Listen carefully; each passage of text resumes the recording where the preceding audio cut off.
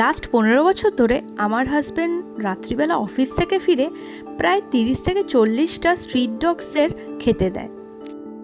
পুজো পার্বণ ঝড় বৃষ্টি সমস্ত কিছু উপেক্ষা করে আমি দেখেছি বছরের 365 দিনই রাস্তার কুকুর বিড়ালদের খেতে দেওয়াটাই ওর কাছে মেন কর্তব্য। তো এরমই কাল রাত 10:30 নাগাদ ও যখন রাস্তার কুকুরদের খাইয়ে ফিরছে, তখন আমাদের বাড়ির সামনে এই ছোট্ট পুচকেটাকে খুঁজে পায়।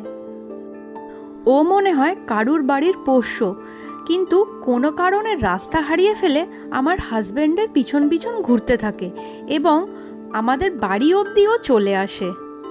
আর তাই আমার হাজব্যান্ড ওকে বাড়িতে ঢুকিয়ে নেয়, কারণ রাস্তার অন্য কুকুররা ওকে তাড়া করছিল আর কামড়াতে যাচ্ছিল।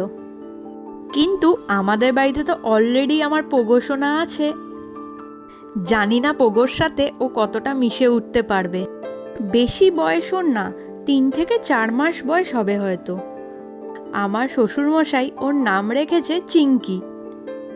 চিঙ্কির ওনার যদি এই ভিডিওটা দেখে থাকো বা ওকে যদি কেউ চিনতে পারো, তাহলে অবশ্যই আমাকে ইনবক্স করো, ওর বাড়িতে ওকে পৌঁছে দেওয়া হবে। ততদিন ও আমাদের বাড়িতেই থাকুক।